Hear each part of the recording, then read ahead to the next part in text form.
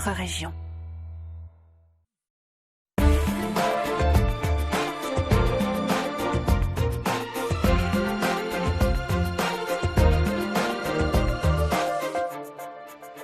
Madame, Monsieur, bonjour et bienvenue en direct sur le plateau de La Voix est libre en Bourgogne et en Franche-Comté, une émission Grande Région consacrée aujourd'hui à la politique régionale des transports au lendemain du vote du premier budget de la nouvelle Assemblée. Alors la part consacrée au transport représente un quart du budget total avec 315 millions d'euros.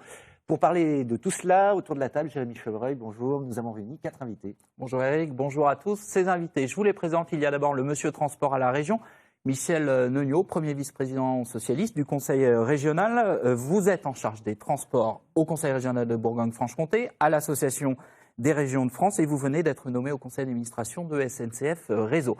Également sur ce plateau, un représentant des usagers des transports, la FNOT Bourgogne. Cédric Journeau en est le président. Il représente donc les usagers. Et puis, 2 élus des groupes d'opposition au Conseil régional, Gérald Gorda, conseiller régional Les Républicains, et Damien Quentin, conseiller régional Front National. Bonjour à tous les 4. Merci d'avoir accepté notre invitation.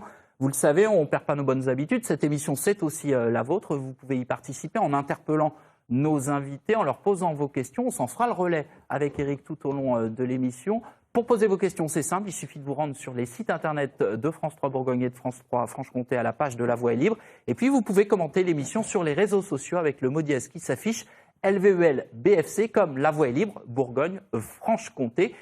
Eric, on commence ce débat en prenant un peu de hauteur. Oui, on va commencer par les aéroports, mais on précise qu'on a déjà reçu d'ailleurs beaucoup de questions, preuve qu'il y a beaucoup d'attentes. Alors on va tenter de répondre à un maximum d'entre elles.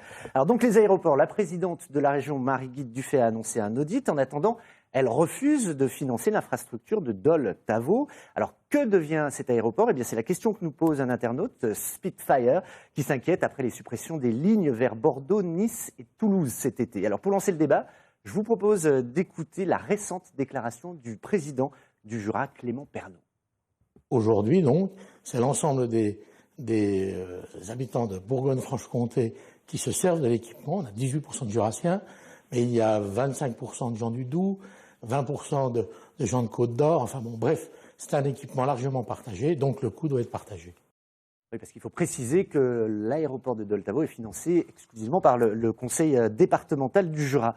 140 000 voyageurs l'an dernier qui viennent de toute la région, donc, comme le disait Clément Pernaut.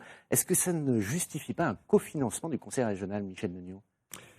Les 2 conseils régionaux ont été très clairs dans le passé par rapport au low cost, en disant que ce n'était pas notre vocation à financer du low cost. Donc nous sommes sur ce point. On peut dire aussi, pour continuer ce que vient de dire le président du Conseil général Clément Pernaut, que vous avez aussi une grande partie de passagers qui viennent de l'extérieur de la Bourgogne-Franche-Comté. Donc ce que nous voulons faire, c'est mettre à plat l'ensemble des structures aéroportuaires de Bourgogne-Franche-Comté. L'état des lieux est le suivant. Nous sommes dans 3 syndicats mixtes, Auxerre-Branche, Dijon, Longwy, et puis Saint-Quentin, qui est un aéroport dans le Charolais, que Gérald connaît très bien, où on forme tous les pilotes.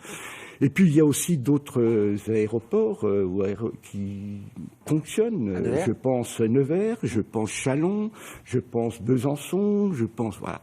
Donc une mise à plat, définir les besoins pour notre territoire. Excusez-moi Michel Neugnot, votre majorité était aux commandes des 2 conseils régionaux. Vous découvrez la situation pour avoir besoin de faire un audit sur l'ensemble des aéroports ? Non mais un audit, ça doit être partagé. C'est pas un audit, c'est un état des lieux. Mais vous connaissez l'état des lieux, vous étiez aux affaires. Nous connaissons l'état des lieux et si vous voulez, je peux vous en parler très longuement. Mais vous avez souhaité qu'on fasse des réponses courtes. Donc je vous donne l'objectif. L'objectif que nous avons est très clair. C'est d'avoir une stratégie d'utilisation et des fonctionnalités de ces différents aéroports, que dans le passé on a opposé les uns aux autres. Il faut les mettre dans la chaîne de mobilité et notamment allant vers l'extérieur. Les TGV en font partie aussi.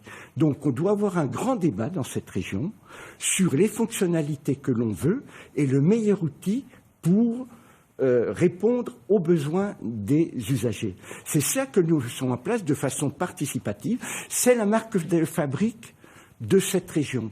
C'est-à-dire, on n'est pas sur des débats totalement désincarnés, hors sol. Nous sommes par rapport à la complémentarité de tous les moyens de transport possibles sur le territoire. Quelles sont les fonctionnalités dont nous avons besoin?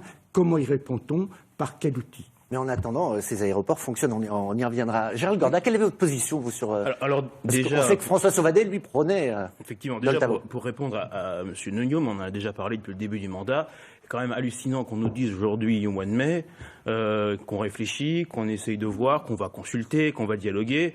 Il y a une campagne électorale qui a été longue, très longue, trop longue pour certains.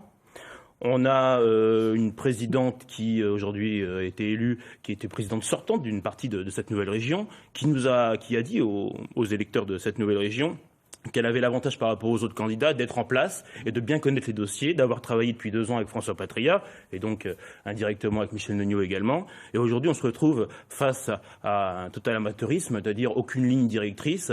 Et ça, on le regrette ici dans notre... Gérald Gorda, il y a quand même une ligne directrice, c'est pas de low cost. Est-ce que vous souscrivez à cette position? Justement, premièrement, je trouve que c'est un très mauvais signal qui est envoyé aux compagnies aériennes, notamment, que de leur dire, pour l'instant, on ne fait rien, on attend. Qu'on fasse un audit, c'est une chose. Qu'on essaye de réorganiser et de rationaliser l'action de la région en termes d'aéroportuaire, je trouve que c'est une bonne chose, même si j'aurais aimé que ça puisse être fait déjà avant, pendant la campagne électorale, on est déjà réfléchi. Mais soit l'audit est en route, nous attendrons la fin en tout cas les réponses qui seront apportées pour pouvoir en débattre plus longuement. En tout cas, en ce qui concerne le low cost, la question n'est pas celle de savoir s'il faut ou pas du low cost. La question est de savoir si on rend des services aux habitants.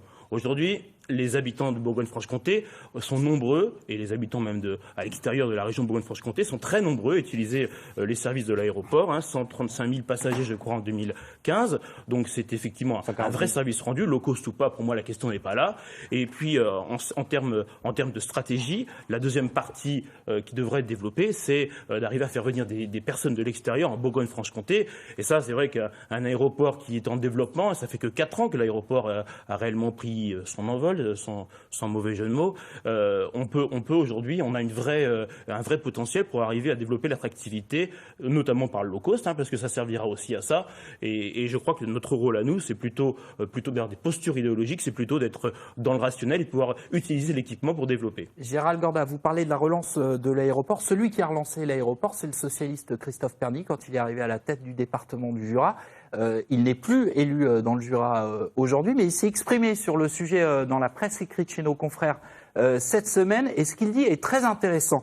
Il estime que c'est une erreur politique forte de la présidente de la région. Si la région se retire, dit-il, il n'y a plus d'aéroport. Et puis, il détaille aussi que Ryanair est selon lui le socle de fonctionnement de l'aéroport. Si Ryanair s'en va, l'aéroport c'est terminé. S'il n'y a plus de low cost, il n'y a plus d'aéroport.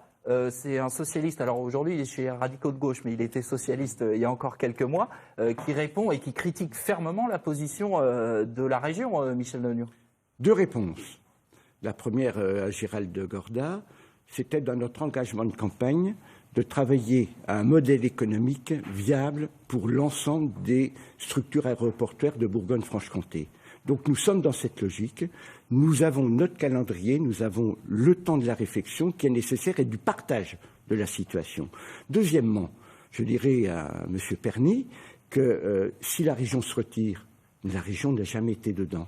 Si, donc, la région a participé pendant très peu de temps dans une part M. Chevreul, peu pendant très peu de temps financement. de façon peu importante. Le modèle économique qui est proposé actuellement, c'est que plus il y a de passagers, plus ça coûte en fonds publics. Donc il faut travailler. J'ai vu le président de la CCI à ce sujet. Nous avons discuté. Qui est partie prenante dans la gestion de l'aéroport. Qui est partie prenante dans la gestion. Il est totalement d'accord sur la façon dont nous voyons les choses. Et le temps du débat, le temps de l'analyse qui va se prolonger jusqu'à la fin de l'année, va nous permettre d'avoir, sur l'ensemble des problématiques aéroportuaires, d'avoir des choix stratégiques que l'on pourra développer ensuite. Damien Quentin, sur l'aéroport, low cost, pas low cost? Alors sur l'aéroport tout d'abord, on voit aujourd'hui la majorité socialiste qui demande un audit. Madame Dufay nous a dit qu'elle avait travaillé depuis 2 ans avec Monsieur Patria, qu'elle avait préparé cette transition sur la Bourgogne-Franche-Comté. On arrive aujourd'hui, on est au mois de mai, et on demande encore un audit. Donc c'est que rien n'a été préparé. Sur cet aéroport de Dole, la région ne participe pas au financement, effectivement, mais je pense qu'un outil comme celui-ci en Franche-Comté, on ne doit pas le laisser de côté. La région doit s'y intéresser et participer peut-être au financement, apporter des idées. Excusez-moi, Monsieur Cantat, mais c'est pas vraiment ce que nous avait dit Sophie Montel pendant la campagne électorale. Elle voulait privilégier un aéroport d'affaires à Dijon. Alors, voilà, on peut y venir. À l'aéroport d'affaires, on peut le faire à Dijon, on peut aussi le faire à Dole. On peut privilégier des vols d'affaires. Donc le Front National a évolué sur cette question en quelques mois, alors? On évolue, on apporte de nouvelles idées tous les jours. Et le problème des vols d'affaires, c'est qu'à Dole, on arrive, vol d'affaires, il n'y a pas de navette vers les gares. Comment fait-on? Monsieur Neugnot, je vous demande, comment fait-on pour aller à la gare de Dole, à la gare de Besançon, pour faire des vols d'affaires? Ensuite, des vols d'affaires, peut-être des personnes qui voudraient aller ensuite en Suisse. Comment fait-on pour aller en Suisse? Dole-Lausanne, aujourd'hui, la ligne de train, c'est lamentable. Alors qu'on a voté des partenariats avec la Suisse. Il faut vraiment mettre en place toute une structure autour. Et cela passe aussi par cet aéroport. On peut laisser le low cost, parce qu'effectivement, je pense que c'est un socle, avec des lignes, malheureusement une suppression vers Toulouse, je pense que c'est une ligne importante, et développer l'aviation d'affaires à côté. Oui, parce qu'on précise qu'il y a une compagnie qui était installée à Dole, qui vient de se retirer de l'aéroport. Cédric Journeau, quel est le regard de la Fédération nationale des associations d'usagers des transports sur ces questions aéroportuaires? Sur les aéroports, je pense qu'il est intéressant de comparer avec ce qui se fait en Europe. 160 aéroports commerciaux en France, 15 aéroports commerciaux en Allemagne. Posons-nous aujourd'hui la bonne question, est-ce qu'il est judicieux aujourd'hui d'avoir autant d'aéroports en France? Sincèrement, lesquels supprime-t-on alors? Alors ça, c'est un débat politique, c'est un choix de stratégie politique des différentes régions. Après, aujourd'hui, supprimer l'aéroport de Dole, puisque de toute façon, peut-être que l'audit déterminera qu'il y aura peut-être pas suffisamment de besoins. En tous les cas, il est clair que si cet aéroport venait à disparaître, il est plus qu'indispensable que les Bourguignons et Franc-Comtois aient la possibilité de se rendre sur des aéroports comme Roissy, comme Bâle ou comme Lyon. Parce qu'aujourd'hui, ces aéroports sont des aéroports internationaux qui ont de multiples destinations et qui permettent d'avoir très bien desservis depuis notre région. Ça peut être compliqué de rejoindre les aéroports périphériques. Regardez, de Dijon ou de Besançon, il n'y a pas de liaison directe pour aller à Lyon-Saint-Exupéry, par exemple. Là, il faut 5 heures en passant par Paris. C'est pareil pour Genève et c'est pareil pour Bâle.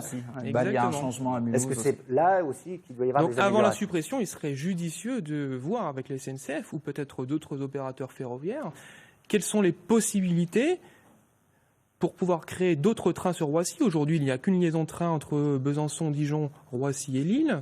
Peut-être qu'il serait judicieux d'en créer plusieurs. De la même façon sur Bâle ou sur Lyon-Saint-Exupéry. Donc pour vous, la priorité, c'est pas forcément le maintien des aéroports en Bourgogne-Franche-Comté, mais une meilleure desserte des aéroports qui entourent notre grande région. Tout dépendra des résultats de l'audit. Bien évidemment, si les besoins des Bourguignons franc-comtois fait que ces besoins...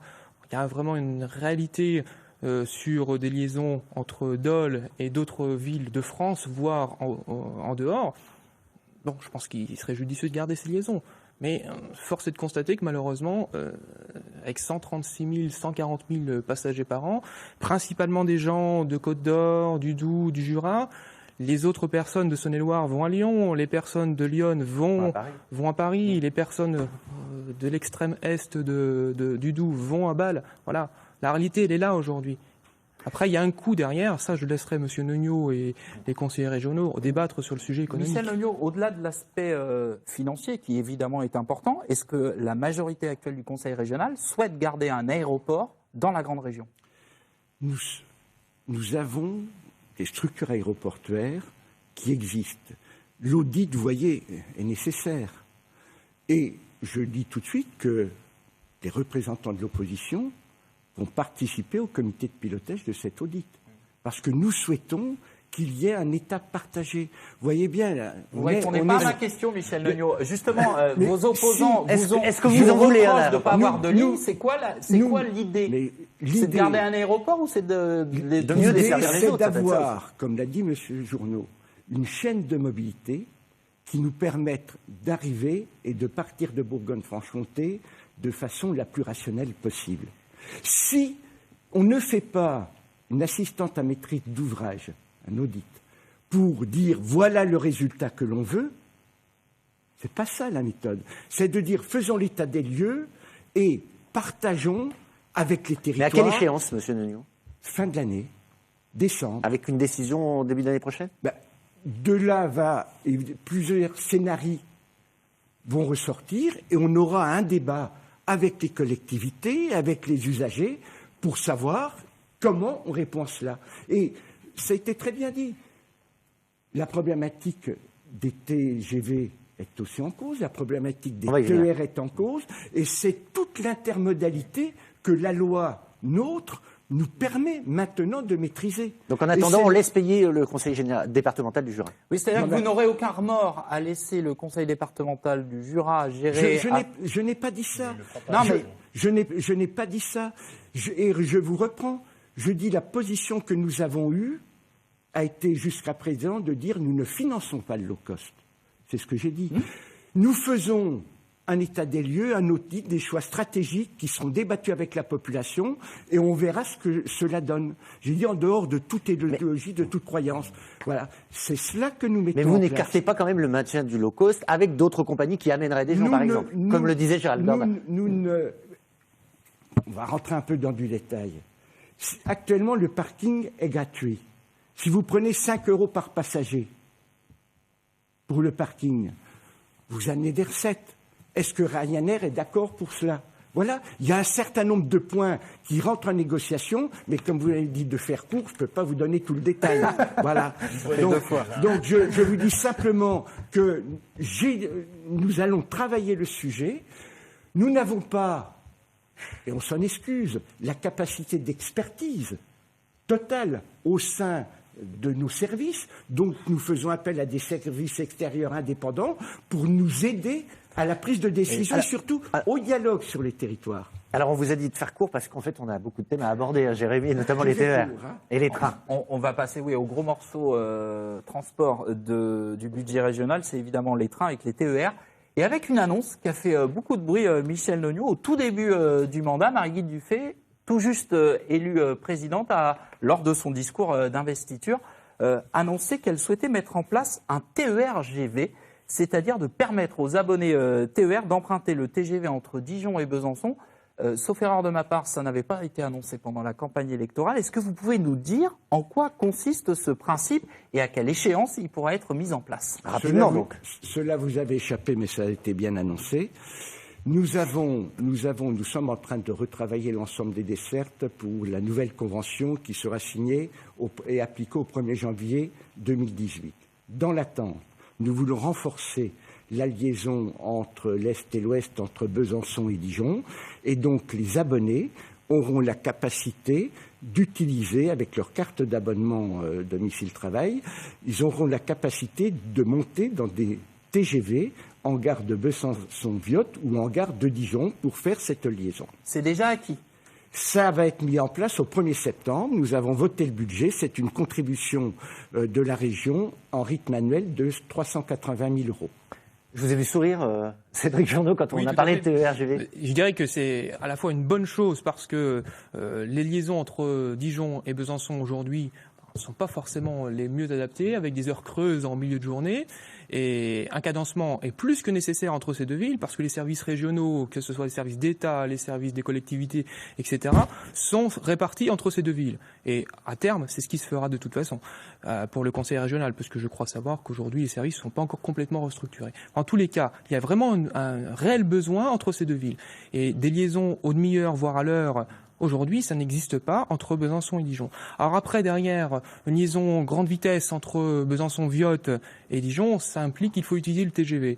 Mais avec une simple carte Bourgogne-Liberté, qu'elle soit à moins 26 ans ou plus 26 ans, j'ai bien peur qu'on nous demande une rallonge budgétaire. En tous les cas, l'usager. Je peux répondre, la rallonge budgétaire, elle est payée par le conseil régional. Il y aura une contribution effectivement des usagers à ce sujet. Mais ce que je veux dire, c'est que l'objectif est effectivement d'avoir dans la desserte en 2018, mais c'est demain, il faut le temps de la construire, il faut qu'on arrête ça au mois de juin. Donc il y aura en heure pleine des correspondances à la demi-heure, en alternant du direct ou semi-direct et de l'omnibus. Et puis en période d'heures creuses, ça serait une alternance à l'heure. Et donc un renforcement des liaisons entre Besançon et Dijon. Et ce que nous avons voulu, c'est avant, parce que M. Journeau a totalement raison, les dessertes, il faut les améliorer. Donc nous avons cette possibilité, pour certains usagers, d'utiliser les TGV qui permettent de compléter l'offre. Damien Quentin, on a effectivement beaucoup de demandes, notamment d'internautes qui nous disent qu'il faut plus de TER entre Dijon et Besançon. C'est Véronique qui nous dit ça, Walid qui nous dit qu'il faut des TER plus réguliers et moins chers entre Dijon et Besançon. Est-ce que vous, au Front National, vous trouvez que c'est une bonne idée, ce TER-GV ? Alors j'entends les grands discours de Monsieur Neugnot, notamment sur l'aéroport, fin de l'année, début de l'année prochaine. Rien de précis, je pense que les téléspectateurs, vous le dites, ont besoin de réponses précises. Alors Madame Dufay nous a sorti le TER-GV du chapeau le jour de la prise de pouvoir. Je n'avais jamais entendu parler avant. Voilà, pour peut-être essayer de conquérir la Côte d'Or et les Dijonnais. Je pense que ça peut être quelque chose de bien entre Dijon et Besançon. En effet, beaucoup de personnes habitent Dijon, travaillent sur Besançon. Vous avez du mal à dire que c'est bien quand même, pour le coup. Non, on attend de voir quand cela va être mis en place. On voudra une date. 1er septembre, monsieur. 1er septembre. Comme le début du mandat, le 4 janvier. Et croyez bien que pour l'appliquer au 1er septembre, il a fallu que l'on s'occupe du dossier un peu avant. Parce que la production des trains est une addiction. Mais c'est ce que nous avons fait et nous le faisons à notre rythme. Donc le 1er septembre, on pourra voir si on pourra effectivement prendre le TGV entre Dijon et Besançon. À condition que vous ayez un abonnement. Bien sûr. D'accord. Parce que moi, je voyage en seconde classe, monsieur Neugnot, avec un abonnement, pas avec un chauffeur. Mais moi aussi, je voyage en seconde classe, monsieur. Charles Gardin, sur cette question du... Voilà, alors, faisons attention, évidemment, on peut être que satisfait de l'augmentation de la desserte, c'est clair, on va pas faire de la politique politicienne, je crois que les téléspectateurs attendent d'autres choses de nous. Néanmoins, une chose est claire, il ne faut pas, parce que cette ligne, elle a pour objectif aussi de matérialiser cette fusion de deux régions, il ne faut pas réduire la question de la desserte TER et de la question de cette nouvelle région à Dijon et Besançon. Moi, je viens du Charolais, en milieu rural, la question des trains, elle se pose, c'est Dijon-Besançon, tout le monde s'en moque chez moi. Il y a des vraies questions qui se posent. On parle beaucoup de Paray-le-Monial, Dijon, Dijon-Nevers, etc. Moi, je me suis battu dans mes mandats précédents à la rénovation de la ligne Paray-le-Monial-Lyon, qui va, je pense, trouver un aboutissement à partir de l'année prochaine. Mais il y a des vraies questions qui se posent à la fois sur l'infrastructure, vous venez de l'évoquer, mais également sur la desserte et le service qui est rendu. Et là, je pense qu'on a des vraies améliorations à apporter. On a aussi des vrais signaux à envoyer. Et des vrais signaux, c'est aussi de montrer que Dijon et Besançon, ça existe, qu'il y a une vraie relation à matérialiser. Mais il faut aussi penser à toute la desserte de la grande région. Moi, le premier, quand je vais venir en réunion à Dijon et bientôt à Besançon, puisque nous irons la semaine prochaine à Besançon, j'avoue que j'ai un petit peu de mal à trouver des horaires qui me permettent de faire l'aller-retour dans la journée, ce qui est quand même un peu embêtant. Nos téléspectateurs nous parlent des liaisons compliquées sur la ligne des Hirondelles, sur Avalon-Paris, où il faut 3 heures, monsieur Neugnot, paraît-il. Non, Avalon-Paris, c'est en tout cas ce que nous dit, c'est ce que nous dit Françoise, qui met 3 heures. 2h40, monsieur Neugnot, 2h40 en train et 3 heures en bus. Hein. Comment 2h30, 2h40 en train et presque 3 heures en bus quand même. Hein. Voilà. Avec la correspondance à Auxerre et souvent une seconde 2h30, correspondance 2h40 alors que c'était 3 avec heures 3 allers-retours par jour. Michel Neugnot, concrètement, est-ce que cette amélioration de la desserte Besançon-Dijon, Dijon-Besançon va se faire au détriment des autres lignes dans la région? Vous me posez la question sur le TER-GV. Je vous réponds TER-GV. Par contre, si je vous pose une autre question maintenant. Je vous pose une deuxième réponse courte. Nous avons anticipé depuis 18 mois entre la Bourgogne et la Franche-Comté la nouvelle desserte Bourgogne-Franche-Comté de 2018. Avec tout au début une analyse des habitudes de déplacement domicile-travail, domicile-études et occasionnelles par plaque territoriale à l'intérieur de la Bourgogne-Franche-Comté. Nous avons fait ensuite une analyse de l'ensemble des dessertes existantes, intégrant la nouvelle compétence des cartes départementaux des transports scolaires et des TER. On va en parler aussi.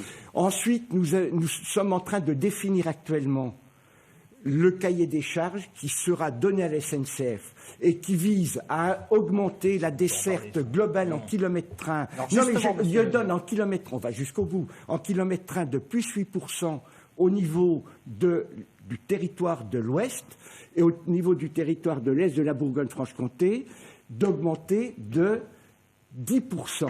Et ceci un territoire de l'Ouest et un territoire de l'Est. Oui, parce qu'on est Bourgogne-Franche-Comté, il y a l'Est et à l'Ouest. Oui, vous parlez de l'ancienne Bourgogne et de l'ancienne Franche-Comté, là, d'accord. La convention TER Bourgogne, la convention TER Franche-Comté qui n'en font plus. Donc nous allons dans cette démarche itérative et tous les territoires. Et il y a le travail sur l'infrastructure qui est important. Quand on parle de la liaison Paris-Limonial, Namur, Lyon, actuellement, il y a ces monovoies pour l'essentiel, c'est des lignes où on roule à moins de 30 km/h. On s'est battu pour qu'au niveau du contrat de plan, cela soit fait. Ça va être fait. On a eu avec nos homologues de nos Rhône-Alpes à l'époque la même démarche. Donc c'est un dossier qui avance, qui va être réalisable dans le contrat de plan, et c'est une bonne chose. Parce que pour avoir une borne d'essai... J'aimerais vous poser une question. Vous nous parlez du contrat de plan avec la SNCF. On nous a vendu le contrat de plan est à région. Oui, la convention avec la SNCF. Je reviens, voilà. C'est autre chose. On nous a vendu la fusion des régions comme permettant d'avoir plus de poids parce que des régions plus grandes pour négocier ces conventions avec la SNCF. Est-ce que ce sera le cas pour la Bourgogne-Franche-Comté? Vous aurez plus de poids et plus de marge de manœuvre pour avoir plus de trains, plus de dessertes pour les usagers et les gens qui nous regardent. Ce que je voudrais vous dire, c'est cher le bon train au bon endroit et à un coût acceptable. C'est cela le challenge que nous avons. Et effectivement, c'est un bon monsieur. Vous ne répondez pas à la question. Mais si, mais je réponds. Oui, mais sur la palissade, il faut que tout le monde l'accepte. C'est-à-dire le bon moyen de transport n'est pas forcément partout le train. Il y a le car, et il y a tous ceux qui n'ont pas de circuit organisé de car, qui n'ont pas de ligne de train, et qui ont aussi des problèmes de mobilité auxquels il faut répondre, parce que ça va être notre compétence. On va en parler des cars. Ça va être notre compétence. À condition que ce soit de la complémentarité, et non de la suppression. Que ce soit de la complémentarité, mais on sait que en marche à pied, on peut faire 1,5 km, qu'avec un vélo, on peut faire 5 km, que si on prend le car, eh bien, il y a une dimension optimale pour le faire, et le train est plutôt un peu plus massifié et des distances un peu plus longues. Et c'est ça le débat que nous allons avoir sur les territoires avec les territoires. Et pour répondre à votre question, effectivement, je pense que nous aurons un poids plus important que ce que l'on avait séparément, et aussi une interaction, personne ne sait que c'est la convention SNCF Franche-Comté qui desservait tout l'Est en partant de Dijon, et que ce n'était pas la convention Bourgogne. Donc le fait d'avoir une seule convention et avec une complémentarité de vue va être essentiel dans la démarche que nous avons avec la SNCF.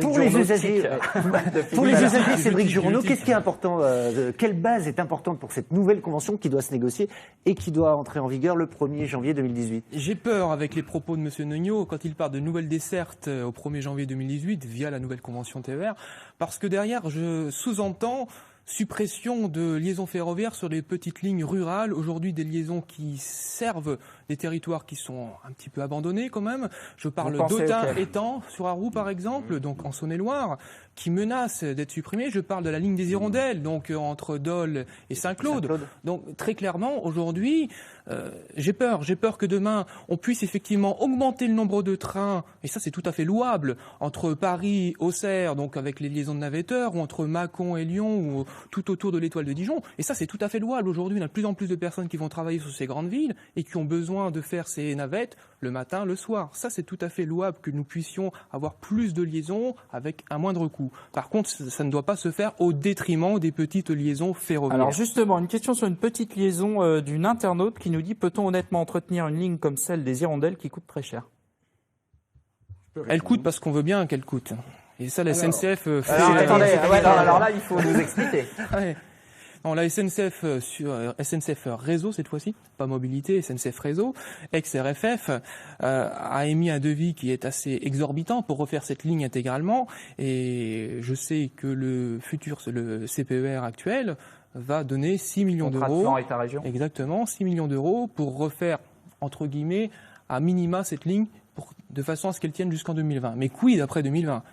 Et aujourd'hui, on ne peut que s'interroger sur ces devis exorbitants de SNCF Réseau quant à dont refaire on a ces un lignes-là. représentant ici. On va demander à un membre du conseil d'administration de SNCF Réseau. Alors c'est tout nouveau votre nomination, mais vous connaissez la problématique. Alors déjà étant sur Arroux, il n'est pas question de fermer. Bon. Deuxièmement, fermer la desserte ferroviaire. Deuxièmement, la ligne des Hirondelles. Effectivement, la présidente Marie-Guide Buffet et moi-même sommes arc-boutés pour que ce qui est prévu de rénovation dans le cadre du contrat de plan se fasse. Parce que pour qu'il y ait des Mais trains... après 2020, alors. Non. C'est-à-dire que vous allez vous battre pour que les engagements pris soient tenus, c'est ça? Mais c'est déjà bien. Ça paraît logique. Quand même. Mais c'est déjà bien parce qu'il y avait une tendance au niveau de SNCF Réseau à dire on peut remettre ça sur une autre ligne qui est la ligne des horlogers avec la liaison suisse. On a dit non. On continue. Donc, je précise pour ceux qui ne connaissent pas, notamment les téléspectateurs bourguignons, il y en a une qui dessert le Haut-Jura, l'autre le Haut-Doubs. Voilà. Et il y en a une qui va vers la Suisse. Et qui se connecte au réseau suisse au niveau du LOC. Voilà. Du LOC et l'autre c'est direction Valence. Donc, on est... par contre, la loi de réforme ferroviaire de 2014 donne la possibilité aux régions de faire de l'expérimentation. Et nous pensons qu'il n'est pas obligatoire que cette ligne soit exploitée par la SNCF. Ah, alors c'est-à-dire que vous pourriez l'exploiter vous-même? Nous pourrions en reprendre la législation et la confier à d'autres opérateurs. Et nous allons travailler sur ce sujet. C'est une demande aussi que nous faisons au niveau de l'ARF. L'Association des régions de France. L'Association des régions de France, c'est-à-dire avoir la possibilité pour certaines lignes de ne pas travailler avec l'opérateur historique. Et alors, travailler, c'est ce qu'on appelle l'ouverture à la concurrence, où nous avons un débat sur l'ouverture en 2019 ou non, est-ce que ça sera 2026? Nous sommes en débat avec l'État sur ce point, et nous pensons que défendre la SNCF, défendre ce service public, c'est aussi parfois permettre l'ouverture à la concurrence de certaines lignes, la capacité de l'expérimentation sur certaines lignes, parce que, je vous explique pourquoi, c'est pas un problème idéologique, mais avoir les charges structures d'une grande maison comme la SNCF sur des lignes qui ont un très grand intérêt local, mais où le nombre de passagers est relativement limité, il y a peut-être d'autres modèles économiques, comme pour les aéroports, à trouver, et ce mandat, ça va être le mandat de l'expérimentation, ça va être le mandat de l'innovation. Et dans ce sens, nous voulons aller pour ce qui est de la ligne des Hirondelles. Damien Cantin et Gérald Gordin ont demandé la parole à ce sujet. Alors, Monsieur Nuno, c'est les slogans. Le bon train au bon moment. Mais je voudrais le rassurer, et il n'y a jamais le bon train au bon moment. Est-ce que vous faites le dimanche soir avec les étudiants sur la ligne La Roche-Migène-Dijon, les étudiants voyagent entre les wagons, debout. Il faut mettre peut-être plus de wagons. Chalon, Mâcon, Dijon le dimanche soir, pareil pour les étudiants. Vous pensez qu'il y a le bon train au bon moment, Monsieur Nuno? Je ne pense pas. Le nombre de wagons... pardon. C'est moi. Vous savez très bien que vous pouvez le... Non, mais si vous permettez, vous savez que le nombre de wagons, comme vous dites, est lié à la taille des quais. Et qu'on ne peut pas aller au-delà d'un certain nombre. Voilà. Il faut peut-être mettre d'autres trains. Mais d'autres trains, encore faut-il avoir des sillons sur des lignes qui sont quand même les plus exploitées de France. Voilà. Donc là, vous nous dites qu'il n'y a rien à faire. Non, je vous dis que l'électrification, par exemple, d'Auxerre, La Roche, peut permettre, plutôt que d'avoir une traction par mid-mode, une traction totalement électrique, qui nous permet de mettre des trains plus capacitaires qui permettent d'enlever. L'étude que nous sommes en train de faire sur la ligne Paris-Dijon-Lyon... À la place des études et des audits, il faudrait plutôt des actes, Monsieur Nuno. Mais des actes, mais monsieur, vous êtes jeune élu. Mais oui, mais moi j'ai pris le train. Vous êtes jeune élu, vous verrez que ce qu'il faut savoir Dijon. maîtriser dans la vie personnelle et dans la vie d'une collectivité, c'est gérer le temps. C'est gérer le temps et rassurez-vous, ce que l'on va livrer, au renouvellement du mandat, j'espère, et c'est notre volonté, que en matière de transport et d'intermodalité, la révolution aura pu être faite sur la région Bourgogne-Franche-Comté. Et Non, mais ceci, ça, pardon. Mais là où je suis Jean content, Gordon. et monsieur- ceci dans l'intérêt des usagers, en partant des besoins des La usagers, patience des c'est usagers a quelque des chose limites, monsieur d'essentiel. Nuno, hein. Là où je suis content, monsieur Nuno, c'est que vous avez parlé d'ouverture à la concurrence. En effet, le 19 avril dernier, au Parlement européen, vos amis parler socialistes ont voté Je le sentais venir. le quatrième paquet ferroviaire. Non, Et non, donc, non. on voit aujourd'hui ce que vous pensez de la SNCF et l'avenir que vous leur Quat- réservez. Quatrième paquet ferroviaire. On fait tourner la le parole. Jean Gordon, ça vous surprend, vous, cette Non, bah, demande d'ouverture au Je suis privé toujours impressionné par la capacité de Michel Nognaud à nous vendre l'invendable. Alors quand il parle d'expérimentation, évidemment, on sait tous ce que ça veut dire expérimentation dans une assemblée politique. C'est souvent qu'on est dans l'incapacité de pouvoir gérer. Donc on trouve un moyen d'essayer de nous faire. Bah, de nous il faire- essaye de au nous moins, faire vous, comprendre. enfin. Il essaye. Après, on verra si les usagers en sont satisfaits. Ce qui est sûr concernant la ligne des Hirondelles, on en a parlé tout à l'heure, c'est qu'il y a un modèle à trouver. Ça, on est d'accord. Maintenant, l'aveu d'impuissance que vous venez de faire C'est pas un aveu d'impuissance, vis-à-vis c'est de une volonté la SNCF, puisque en disant on va En clair, ça expérimenter avec coûte trop quelqu'un cher, la d'autre, SNCF. ça sous-entend que la SNCF soit pas capable de le gérer. Mais non. Et là, c'est un Mais non, véritable aveu d'impuissance. C'est pas un problème de gestion de la SNCF, c'est un problème de charge, de structure qui s'applique d'accord, sur des lignes. Et on a des exemples en Écosse, on a des exemples en Suède, en Norvège, où effectivement des lignes qui, par l'opérateur historique, ne trouvaient pas leur équilibre économique, quand elles étaient gérées différemment, et on arrive à retrouver et ramener vers On le a train. reçu justement, je vous Avec redonne la du parole. dumping Mais salarial, des conséquences Mais non, mais sociales. monsieur. Si. j'aimerais vous faire réagir parce que c'est assez cocasse. On a eu une question en début de semaine sur justement ce thème-là. Jean-Louis qui vous demandait pourquoi la région ne crée-t-elle pas un opérateur ferroviaire sous forme de SEM, Société d'économie mixte, pour exploiter elle-même des liaisons en TGV. Nous avons des technicentres, nous fabriquons des rames dans cette région. Nous pourrions ainsi aller à Paris à bon prix et ailleurs aussi en contrôlant les coûts devenus délirants de la SNCF.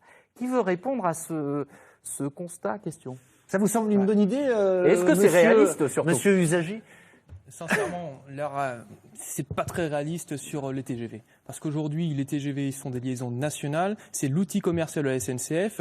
L'ouverture à la concurrence des TGV ne se fera pas avant 2019-2020. Voilà. Après, il n'empêche que l'expérimentation est tout à fait possible, et ça le règlement européen le permet, de 2007, d'expérimenter sur un certain nombre de lignes, soit sous forme de sociétés d'économie mixte, soit sous forme de régie, soit sous forme de délégation de services publics. Bref, ça c'est les formes administratives que je ne Vous y êtes maîtrise pas favorable, vous autant. Comment ? Vous y êtes favorable? Bien sûr, nous sommes favorables à la condition qu'il y ait un maintien, voire qu'il y ait même une augmentation de l'offre pour pouvoir répondre aux attentes des usagers locaux. Donc là, vous dites clairement banco pour la ligne des Hirondelles, par exemple, ce que propose Monsieur Nognaud. Je dirais que cela mérite quand même une réflexion avant d'avoir un avis plus que positif. Voilà. Excusez-moi, mais on n'a pas parlé des moyens pour ça. changer de modèle comme ça. Mais, attendez, des moyens. Je vais vous dire un certain nombre de choses pour répondre précisément à votre question. Est-ce que vous savez qu'on peut gagner énormément avec une production différente de la part de l'opérateur? Est-ce que vous savez que l'on peut renforcer les liaisons dont on a parlé Besançon-Dijon avec un autre modèle d'organisation, des roulements différents et un coût moindre? Il faut savoir que nous sommes dans une révolution des transports actuellement et que gérer on n'a pas encore fait notre mue de la régionalisation. Donc il y a des marges énormes à... Oui, il y a une démarche qui est possible. Par contre, sur certains secteurs, les charges de structure que l'on applique sur des parties de lignes données plombent d'entrée de jeu. Donc, nécessité de trouver un autre modèle économique, et c'est ce que l'on veut faire, Ok, parce on que a les bien compris. territoires y ont intérêt. On a bien compris.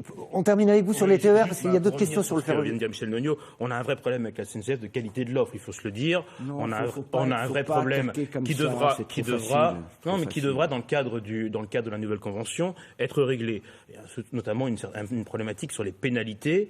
On sait que les pénalités ne sont pas proportionnelles au nombre de trains. J'ai un exemple en Franche-Comté en 2014, 7% de trains supprimés pour des raisons de grève, d'intempéries, de problèmes matériels, Et de travaux. et seulement 650 000 euros de pénalité sur un budget de 90 millions.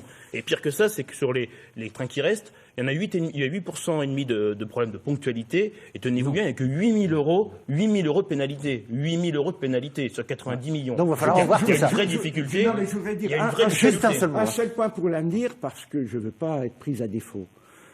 Des travaux conséquents vont avoir lieu sur les lignes. de rénovation. Le pic, ça va être 2018.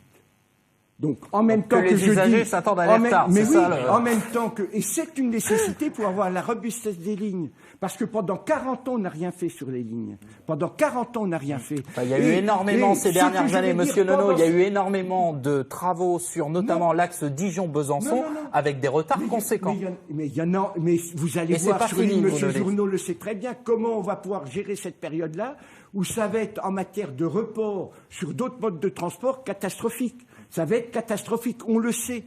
Je le dis maintenant. Et d'autre part, un dernier chiffre que je vais vous donner par rapport à la SNCF. Si on prend sur l'entretien du réseau, et non pas les nouvelles lignes, la contribution de l'État est descendue à 31%, tout gouvernement confondu.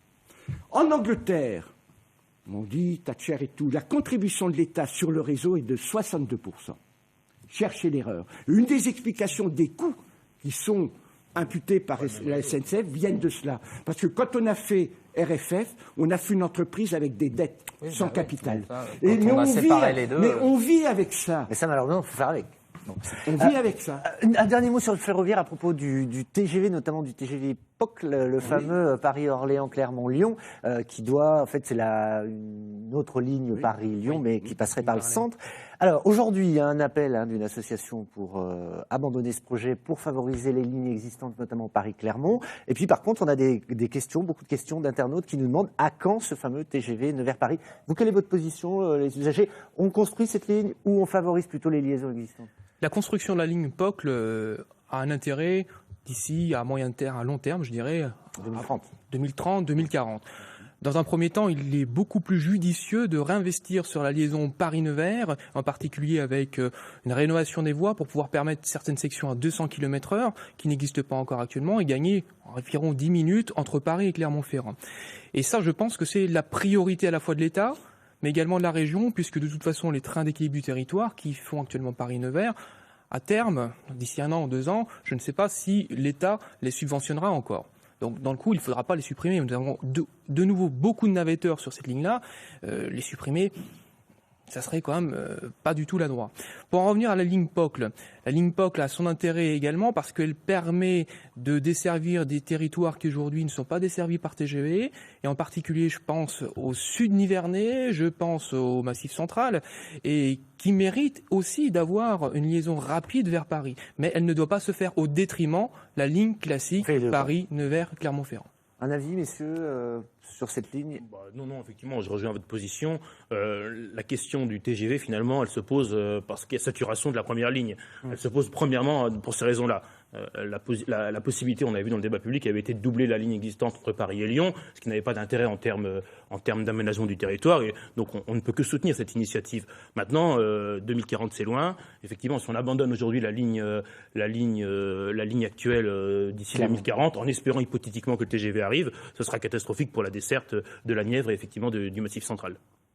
La position du Conseil régional là-dessus? Nous sommes dans un temps long, là. S'il y a la LGV Rhin-Rhône actuellement, ou une partie, c'est parce qu'en 90-92, on a commencé d'en parler. Donc, il y a des études qui se poursuivent. La région Bourgogne-Franche-Comté les finance. Par contre, dans un temps plus rapproché, nous sommes en train de travailler sur la continuité de la LGV Rhin-Rhône avec la possibilité de l'interconnexion LGV TER au niveau de la gare Montchanin-Le Creusot.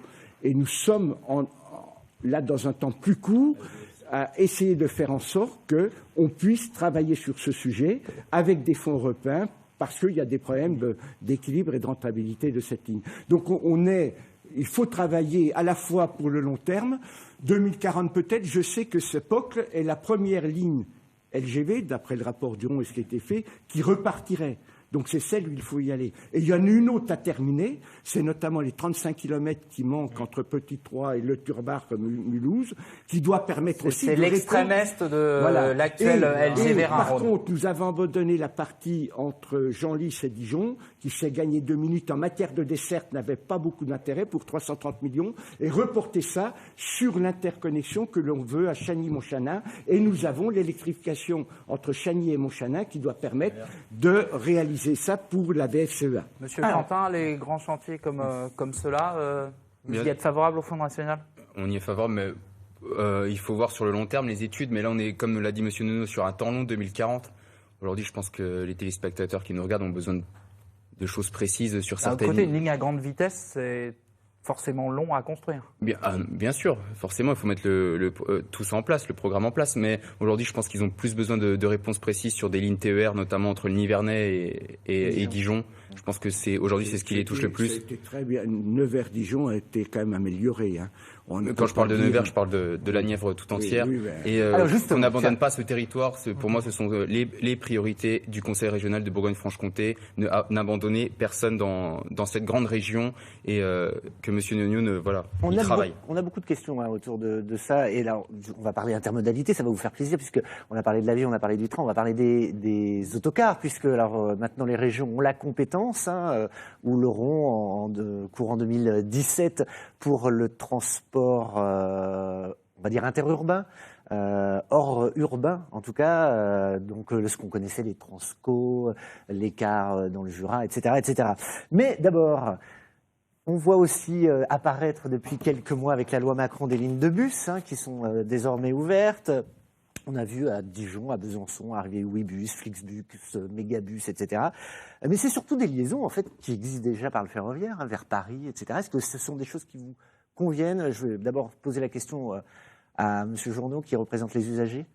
Est-ce que c'est suffisant? La FNOT a toujours défendu une complémentarité des modes, donc entre cars et trains, mais pas une concurrence entre modes. Nous défendons une concurrence à l'intérieur du mode. Ça, c'est une réalité aujourd'hui. La SNCF coûte environ 20 à 30% plus cher qu'un autre opérateur ferroviaire. Vis-à-vis de la concurrence du car Macron, la Bourgogne-Franche-Comté est concernée puisque nous avons de nombreuses liaisons, et en particulier Paris-Auxerre, Châlons-Lyon, qui concurrencent frontalement le TER entre Paris et Auxerre. Alors, qui concurrence frontalement cette liaison parce que cette liaison s'est dégradée de plus en plus. Tous les soirs, environ 3 soirs sur 5 de semaine, le train de 18h31 au départ de Paris-Bercy est en retard à l'arrivée à La Roche. Au moins 5 minutes de retard. Et ça, ce n'est plus acceptable aujourd'hui. Ce qui n'est plus acceptable non plus, c'est de voir des tarifs qui peuvent être exorbitants. Lorsque nous sommes un usager ponctuel, que nous n'avons pas de carte de réduction, et ça, c'est une réalité aujourd'hui, un billet de train pour faire Dijon-Paris, en TER, voire en TGV, c'est cher aujourd'hui, c'est cher pour l'usager. Alors bien évidemment, les cars Macron ont utilisé ce créneau, de dire voilà, nous proposons des offres beaucoup moins chères, certes avec un temps de trajet qui est doublé, voire triplé.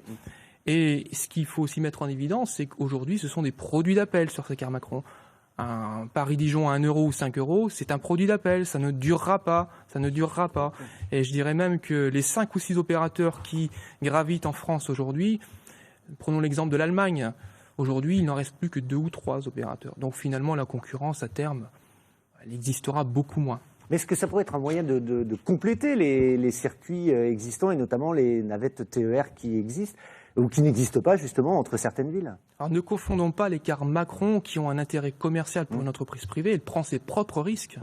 Une entreprise qui veut créer une liaison entre Nevers et Dijon va prendre ses propres risques.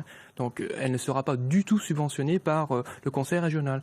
Contrairement à une liaison complémentaire par car qui est diligentée par le conseil régional, qui elle sera subventionnée à plus ou moins grande échelle, mais qui sera en complémentarité. C'est bien là où l'intermodalité intervient. C'est que de toute évidence, le réseau maille ferroviaire doit rester vraiment l'architecture de base sur lequel les bus, voire même les vélos puissent se greffer pour aller récupérer un train, aller sur Paris, aller sur Dijon, aller sur Nevers, sur Auxerre. Voilà. Gérald Gorda. Effectivement, il y a le problème des bus Macron. J'ai dû en prendre un l'autre jour parce qu'il y avait grève de la SNCF, donc j'ai testé Alors ça fonctionne pour relier Nevers à Paris, pour vous dire. Et c'est vrai que ça fonctionne effectivement.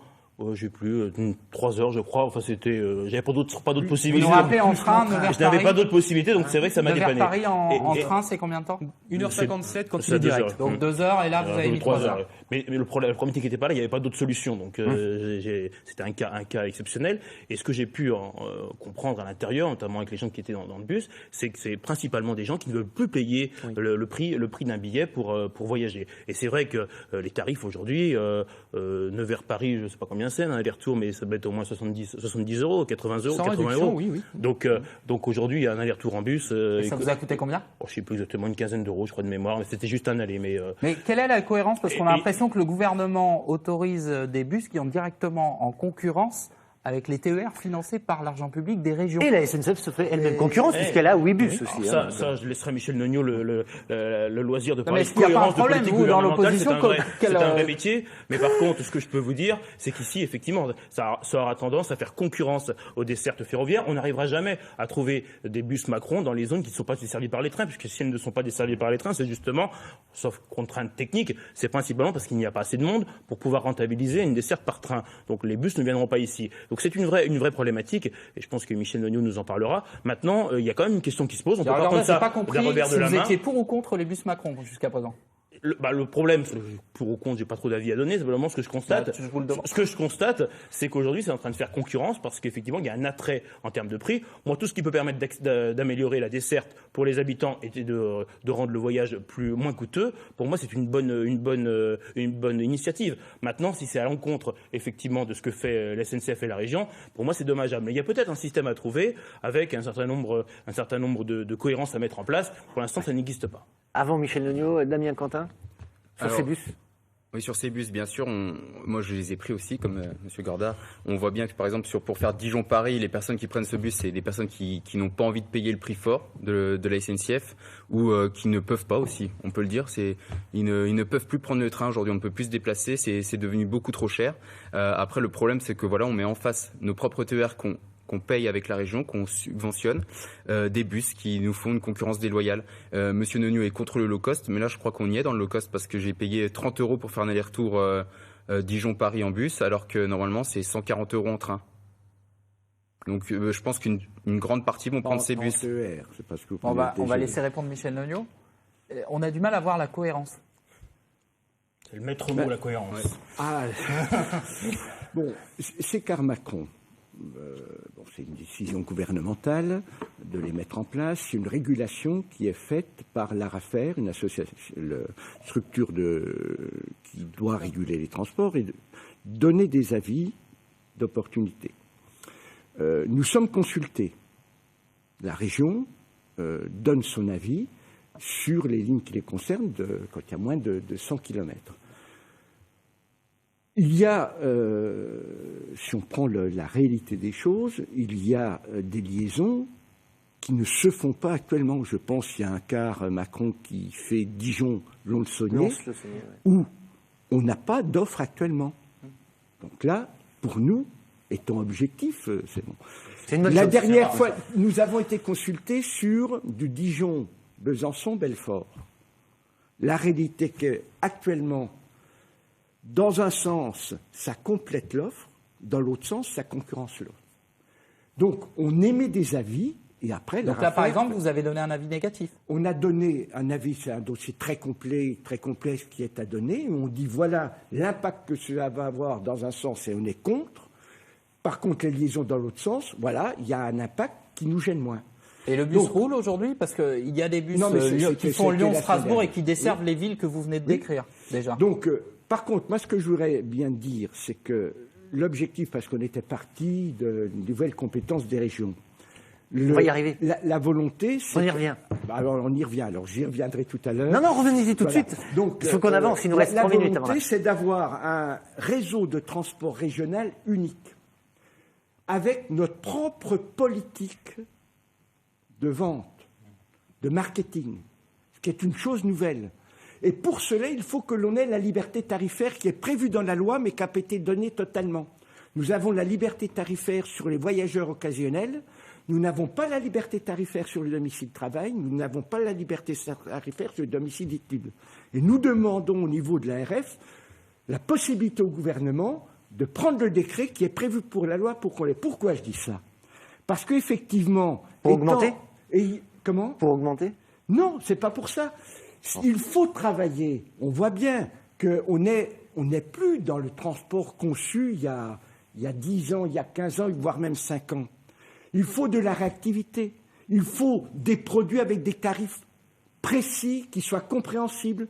Il faut des couples produits-marché sur certaines lignes qui sont différents pour s'adapter aux circonstances, pour s'adapter au public.